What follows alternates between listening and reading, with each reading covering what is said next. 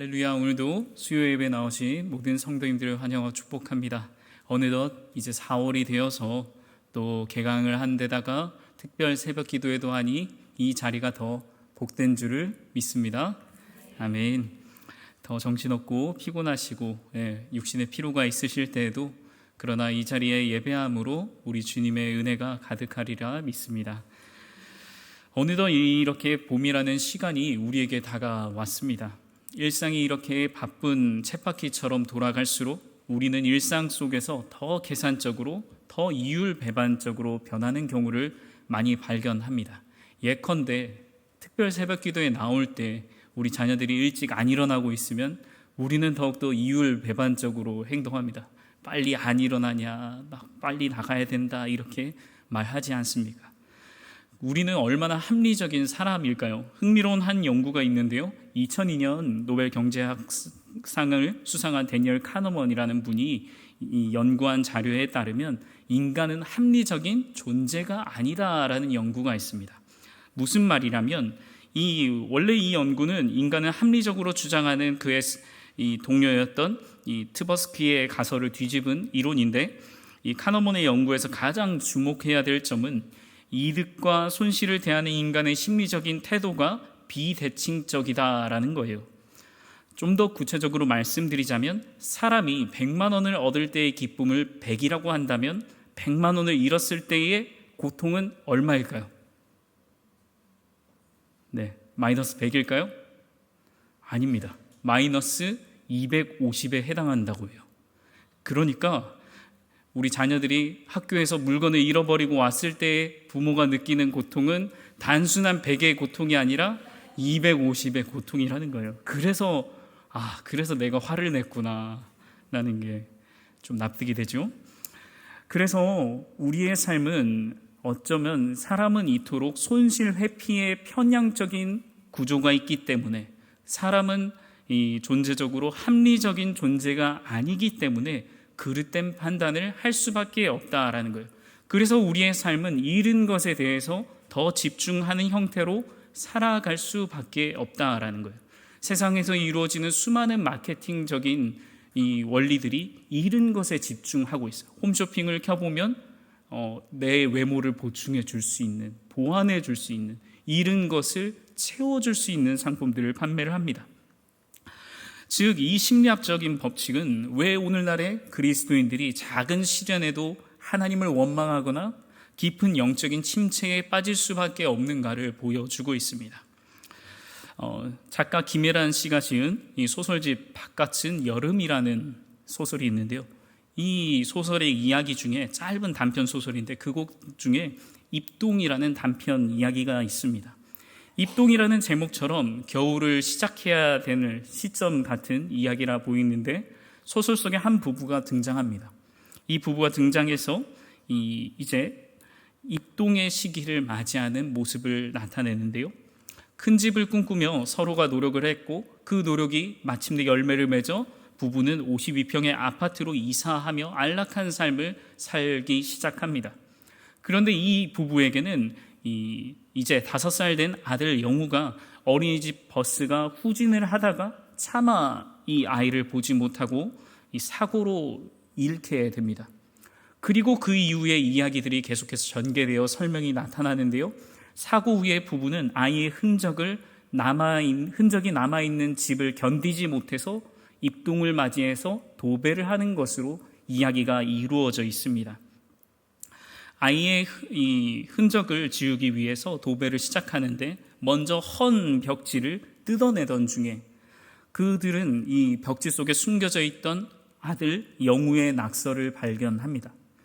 아이가 작은 고사리 손으로 글자를 몇 글자 배워서 삐뚤빼뚤하게 자신의 이름 그리고 동그라미 그런 것을 그렸던 흔적들을 닦아내고 뜯어내 가면서 이 아내가 울기 시작합니다.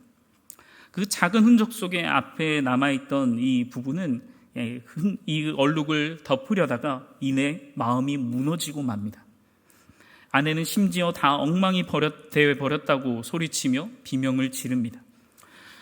표면적으로는 이렇게 얼룩을 지우는 행위로 보이지만 이 깊이 있게 보자면 한 가정의 붕괴를 막아보려는 필사적인 몸부림의 이야기가 여기에 담겨져 있습니다.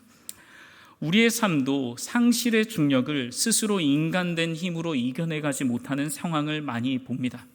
어쩌면 우리의 삶을 한켠으로 이야기하자면 잃어가는 것 투성이의 삶이다라고 이야기할 수 있습니다. 나이가 들어가면서 건강을 잃고요, 나이가 들어가면서 젊었을 때 그리고 좋았던 나의 이 아름다운 모습들을 잃어가게 되고, 기억도 차츰차츰 기억력이 쇠퇴하여 잃어가는 것, 그런 잃어가는 것 투성이입니다. 이러한 측면에서 우리 그리스도인들은 어떻게 살아야 할까요? 그런데 오늘 우리는 얻는 것보다 잃은 것에 더 민감하다고 말씀드렸습니다. 그래서 사람은 시기를 따라 이 봄이 되었을 때, 특별히 이 4월이 되면 무엇을 이룰까 보다 무엇을 잃지 않을까에 더 집중을 하게 된다고 해요. 그래서 우리 아이가 진도를 못 따라가면 어떻게 하지, 우리 남편이 건강이 더 나빠지면 어떻게 하지, 이런 염려들을 이 시기 때 많이 한다라고 말을 합니다.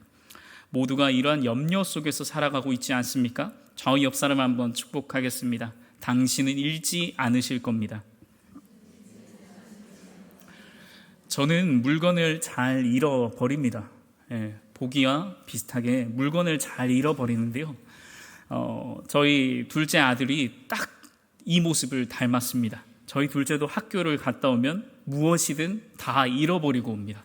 가방은 늘 열려있고 필통이 없거나 필통도 활짝 열려 있어서 매번 집에 오면 찾는 게 지우개, 연필이고요. 저도 매번 찾는 게 핸드폰, 이고요. 지난 학기에도 이 둘째 아이가 학교에서 옷을 잃어버리고 와서 제가 되게 크게 혼을 냈던 적이 있어요. 그게 얼마나 귀한 건데 물건 귀한 걸 좀 알았으면 좋겠구나 라고 이야기를 했습니다. 그리고 얼마 되지 않아서 저도 중요한 무언가를 잃어버려서 제 스스로 크게 회개를 했습니다. 우리는 이처럼 잃은 것에 대해서 너무나 예민합니다. 오늘 본문 속에서도 잃은 것에 대해 염려하는 이야기가 등장하죠. 바로 선지자의 생도의 도끼 분실 사건입니다. 잠깐 화면으로 보시면 오늘 본문이 위치한 곳을 좀 집중해서 볼 필요가 있습니다.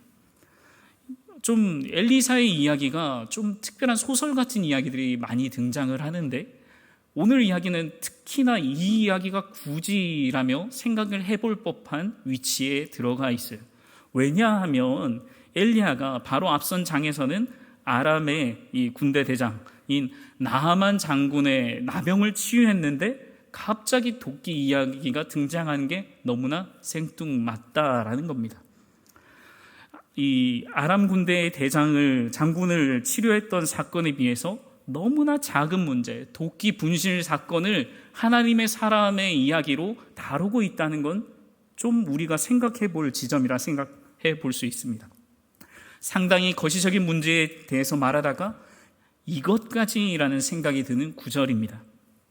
가장 큰 것을 보고 그러나 가장 작은 것을 보여줌으로써 이것은 오히려 하나님은 누구신가를 더욱 극대화해서 보여주는 패턴이라고 볼 수 있습니다. 앞선 문제는 국제적인 문제였다면 이번의 문제는 너무나 초라한 문제로 보입니다. 그러나 오늘의 본문의 말씀은 여기에 위치해서 오히려 하나님의 돌보심과 세밀하심이 얼마나 위대하신가, 큰 것도 보시지만 지극히 작은 것도 보고 계시다라는 거예요. 오늘도 무언가를 잃어버렸던 우리 자신의 모습들, 그리고 무언가를 잃어버려서 안타까워했던 자녀들의 모습이 있다면 세심하게 보시는 주님을 기억하시기 바랍니다. 하나님은 열방을 통치하시며 제국의 군대 장관도 이렇게 돌보시지만 그 동시에 언약 백성 중에서도 가장 미천한 자의 일상적인 경제적인 궁핍과 노동의 도구 하나까지도 돌보시는 인격적인 하나님이십니다. 오늘의 말씀의 배경은 북이스라엘의 이 엘리사의 활동 중에 일어난 사건이죠. 아마도 엘리사를 중심으로 이 선지 제자 공동체가 형성이 되어서 많은 사람들이 모여들기 시작했나 봅니다. 엘리사의 제자들이 이 생도들이 이곳에 있었고 거주하는 곳이 점점 좁아져서 더 큰 집을 지어야 했습니다. 그래서 생도들이 길갈이나 여리고까지 내려가야 했던 것이죠. 궁핍했으나 성장하는 공동체로 인해서 새로운 거처를 마련해야 됐던 것이죠. 숲이 무성한 요단강을 건너가서 나무를 베어야 됐는데 우리 한번 5절의 말씀 같이 읽어보도록 하겠습니다. 5절 말씀입니다. 시작. 한 사람이 나무를 벨 때에 쇠도끼가 물에 떨어진지라. 이에 외쳐 이르되 내 주여 이는 빌려온 것이니이다 하니. 집을 만들기 위해서는 나무가 필요했고 열심히 나무를 베던 중에 그만 사고가 일어납니다. 도끼날이 자루에서 빠져 요단강에 빠진 것이죠. 이 도끼에 대한 이 슬픔의 사건이 발생합니다. 당시에 이 사건을 조금 더 역사적인 관점에서 살펴볼 필요가 있습니다. 당시에 철은 매우 귀한 금속입니다. 고고학적인 자료에 따르면 당시 이 시기에는 이 철기로 들어가는 시기였기 때문에 철제 농기구가 얼마나 귀한 것인가를 생각해 볼 필요가 있습니다. 이제 막 청동기에서 철기로 들어가는 시점에서 철제 농기구는 단순한 도구가 아니라 한 공동체의 전 재산에 버금가는 자산의 가치가 있었을 겁니다. 그것을 물에 빠뜨렸던 것이죠. 조금 더 본문을 분석해 보자면 여기서 빌려온 것이니이다 라는 표현이 등장합니다. 빌려오다라는 이 말의 이 원어의 뜻을 살펴보면 그냥 빌려온 것이 아니라 간청하다라는 뜻이 있습니다. 단순히 대여점을 통해서 정당하게 빌려온 정도가 아니라 가난한 이 생도가 타인에게 이 간청해가며 구걸해가며 얻어온 것입니다. 이렇게 간절하게 구해서 받아온 것인데 잃어버렸다라는 것입니다. 오늘날 우리에게 있어서도 간절하게 구했는데 잃어버리는 경우들이 참 많이 있습니다. 내 자녀를 양육하며 간절하게 나는 양육해 나가고 열심을 다해서 지금 이 중국 땅 가운데서도 자녀를 양육하고 계시죠. 그런데 그 자녀가 아플 때면 마음이 무너지고 억장이 무너지죠. 이렇게 간청해서 빌려왔는데 무너졌던 아픔이 이 선지자 생도에게도 있었던 것이죠. 조금 더 이 본문을 역사적인 관점에서 살펴보자면 고대 근동의 이스라엘의 부채 연구에 따르면 이 고대 사회에서는 경제적인 능력이 없는 자가 타인의 고가 물품을 훼손하고 불실하여 이 배상할 능력이 없을 경우에는 자신이나 가족이 채권자로 노예로 팔아야 되는 이 냉혹한 이 변제 시스템이 존재했습니다. 이 내용에 대해서 조금 더 우리가 볼 수 있는 출애굽기 22장에서는 이스라엘의 배상의 책임의 원리가 등장을 하는데요. 그 원리는 쉽게 말씀드리면 이것입니다. 조금 더 쉽게 우리가 이해하자면 이스라엘의 관례상 소유주가 현장에 함께 있을 때는 배상의 책임이 없습니다. 그런데 소유주가 현장에 없을 때는 이 문제가 복잡해지는데요. 우선 이 소유주가 없을 경우에는 반드시 배상을 해야 하되 배상할 능력이 없는 경우 노예가 반드시 되어야 된다라는 거예요. 즉 도끼 분실의 사건은 단순한 이 값어치를 뛰어넘는 채무적인 노예가 되는 삶에 대한 위협이 있었다라는 거예요. 도끼를 잃음으로 인해서 내 자녀가 노예가 되고 도끼를 잃음으로 인해서 내 가족이 노예가 된다라는 겁니다. 오늘날 우리의 삶과 유사한 부분이 있다라고 생각합니다. 나의 가정 가운데 건강으로 인해 자녀가 아플 때 나는 또 다른 세상의 노예가 되어 살아가고 있지는 않습니까? 그런 우리에게 주님은 오늘 말씀으로 위로하십니다. 조금 더 이 본문의 내용을 왜 그렇다면 이 선지자 생도가 도끼를 빠뜨렸을까라는 생각을 해볼 필요가 있다라고 봅니다. 사건이 일어난 구체적인 장소의 배경은 요단 강가라고 볼 수 있죠. 왜 요단 강가에서 나무를 이렇게 패다가 나무를 하다가 갑자기 이렇게 도끼를 떨어뜨렸을까요? 잠깐 지도 사진을 참고해 보겠습니다. 당시의 지도 사진을 살펴보면 이 제자들은 내려가서 이 요단 근처로 내려가서 나무를 했던 것입니다. 그런데 요단 근처로 내려갈 경우에 이렇게 내려가고 내려갈수록 마치 강변에 흙이 젖어 있는 뻘과 같은 상태입니다. 그러니까 도끼를 치려면 이 바닥이 딱딱하고 지지가 잘 되면 도끼질을 하기가 좋은데 바닥이 젖어 있는 상태, 그리고 그런 이 요단 하부의 충적지대는 강변에 흙이 젖어 있었기 때문에 미끄러운 진흙이기 때문에 얼마든지 미끄러질 수 있는 상황이에요. 그런데 그들이 그럼에도 이 나무를 하러 갔다는 것은 그만큼 궁핍하고 그만큼 일어날 수밖에 없는 사건이었다라는 겁니다. 그러니까 단순한 실수가 아니라 모든 환경이 이미 이 제자들로 실수를 할 수밖에 없는 환경으로 만들었던 것이고, 이 모든 환경이 또한 이 도끼의 날이 빠졌을 경우에 이 요단 근처에는 흙탕물이었기 때문에 즉시로 찾는 것이 매우 어려울 수밖에 없었다라는 추론이 가능하다라는 겁니다. 오늘날의 우리의 삶과 너무 유사하지 않습니까? 우리가 몰라서 잃어버리는 것이 아닌데 살다 보니, 열심히 자녀들을 양육하다 보니 잃어버리는 경우들이 많이 있습니다. 내가 분명히 노력했고 내 힘을 다해 남편을 위해서 전도하고 말씀을 전하고 복음으로 함께 하나 되기를 우리가 힘써 나가지만, 그럼에도 일어나는 실수의 사건도 하나님이 개입하심을 오늘 말씀이 보여주고 있다라는 겁니다. 잃어버린 것을 세며 자책하는 상황 가운데 그러나 하나님은 일하십니다. 하나님의 사람이 이 상황 속에 등장해서 하나님의 사람 엘리야가 나뭇가지를 던져 이 도끼를 찾게 하죠. 여기에서도 눈여겨볼 부분이 있다라고 생각이 듭니다. 이 엘리사를 향해서 이 사건이 일어나는 순간 엘리사라는 이름이 삭제되어 있습니다. 엘리사를 향해서 하나님의 사람이라고 말을 하고 있습니다. 왜 이런 표현을 하고 있을까요? 엘리사가 분명 위대한 선지자였지만 그것을 넘어선 그의 힘이 어디로부터 왔는가를 나타내기 위해서 이런 표현을 썼다라고 볼 수 있죠. 이후에 엘리사라는 표현을 통해서 이후에는 선지생도와 가까운 관계였음을 다시 한번 말을 하지만 이 일은 결국 하나님이 하셨음을 보여줍니다. 즉 하나님이 곁에 계셨다라는 것입니다. 일은 잃어버린 것을 세는 상황에도 하나님은 곁에 계셨음을 보여주고 있습니다. 하나의 에피소드와 같은 이 일이 왜 성경의 말씀에, 그것도 거시적이었던 나아만 장군의 사건 이후에 이 일이 기록되어 있습니까? 우리의 삶에서 지배하는 손해에 대한 민감함을 하나님은 결코 작은 문제로 여기지 않으신다라는 겁니다. 오늘도 내가 거울을 보면서 왜 내 건강을 잃어가고 있는 것일까?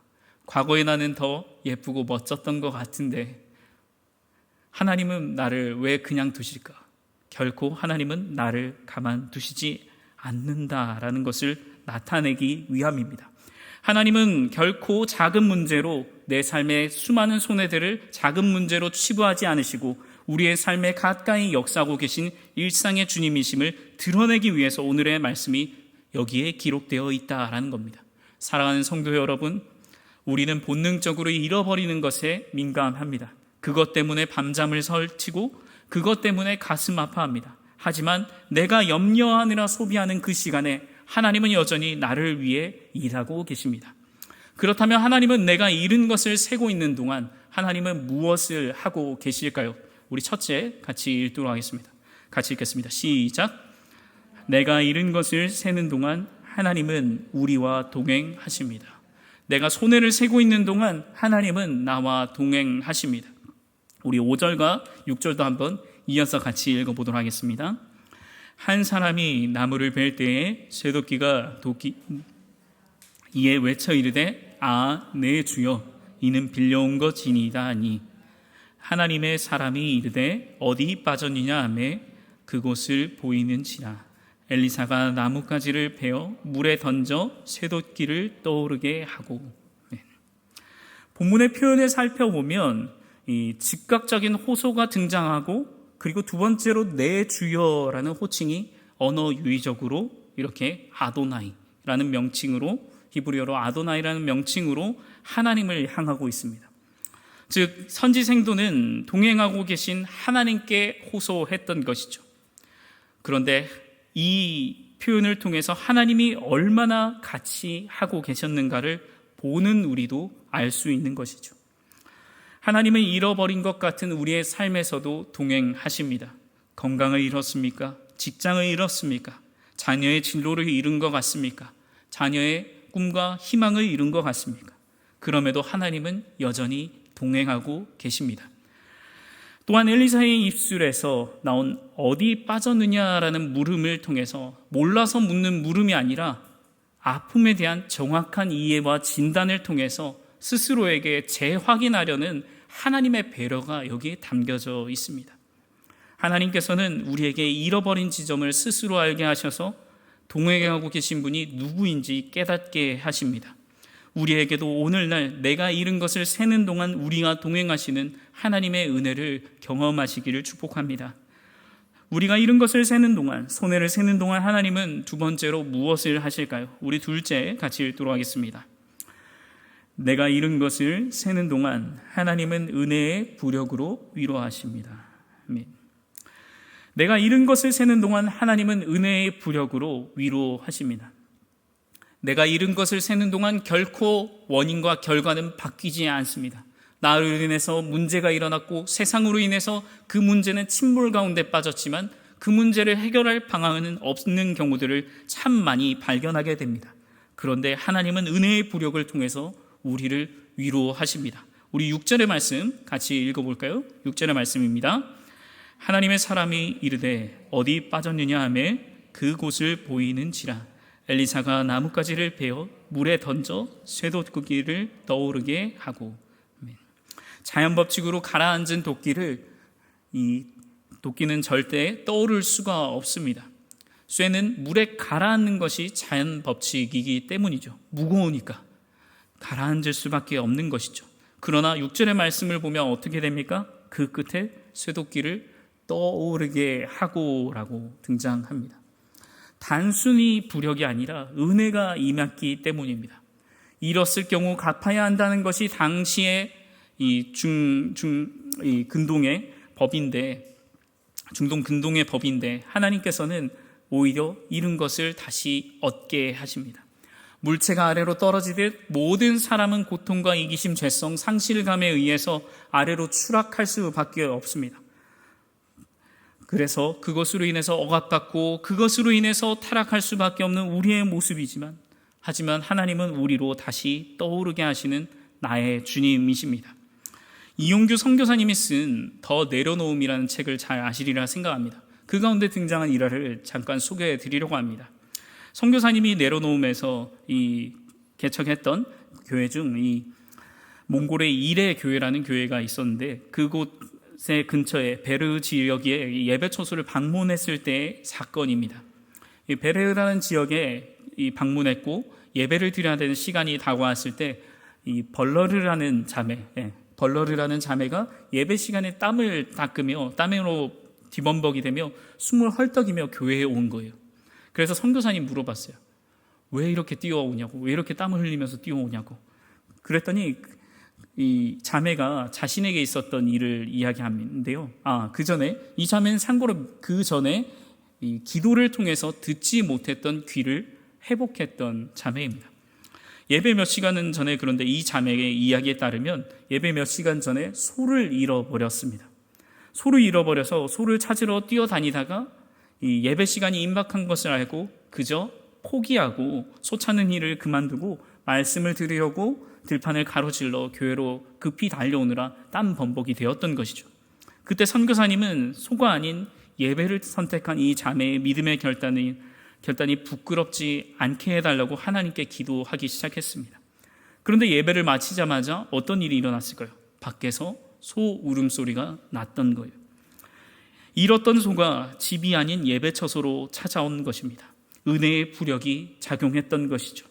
우리의 삶 가운데서도 이런 것 같지만 하나님의 부력으로 자녀들이 꿈과 비전을 찾는 모든 특별 새벽 기도의 시간이 되기를 축복합니다. 아멘. 저와 여러분이 기도할 때 잃었던 것을 되찾는 은혜의 부력을 경험하시기 바랍니다. 우리가 세 번째로 내가 잃은 동안 하나님은 어떻게 하실까요? 우리 셋째 같이 읽겠습니다. 시작. 잃은 것을 세는 동안 하나님은 십자가의 나무로 대속하십니다. 내가 잃은 것을 세는 동안 하나님은 여전히 잃은 것에 아파하는 나를, 잃은 것으로 인해 더 침몰하려는 나를 십자가의 나무로 대속하십니다. 우리가 읽었지만 6절과 더불어서 7절을 같이 다시 한번 읽겠습니다. 하나님의 사람이 이르되 어디 빠졌느냐 하매 그곳을 보이는지라. 엘리사가 나뭇가지를 베어 물에 던져 쇠도끼를 떠오르게 하고 이르되 너는 그것을 집으라 하니 그 사람이 손을 내밀어 그것을 집으니라. 아멘. 여기서도 하나님의 사람이라는 표현을 통해서 하나님의 일하심과 하나님이 직접적인 개입을 하셨음을 보여줍니다. 잃어버린 곳에 잃어버린 것이 완성될 수 있는 이유는 십자가 때문입니다. 잃어버린 곳에는 십자가의 은혜가 필요합니다. 우리는 본능적으로 잃어버린 것에 민감합니다. 그리고 잃어버릴 수밖에 없는 인생을 살아갑니다. 그러나 하나님의 엘리사를 통해 잃어버릴 수밖에 없었던 그 자리에 나뭇가지를 던지심으로 회복시키십니다. 엘리사가 던진 나뭇가지는 이 구약 성경에서 여러 번 나무라는 단어로 번역이 되는데, 우리가 아시는 것처럼 이것은 예수님의 십자가를 상징한다라고도 이야기를 합니다. 우리가 무엇인가 잃어버리고 고통스러워하는 자리에 필요한 것, 그것을 완성시키는 자리는 바로 십자가라는 것입니다. 오늘도 기도의 자리 가운데 나오며 우리 자녀들의 잃은 것이 있어서 아파하는 수많은 집사님들, 권사님들이 계시리라 생각합니다.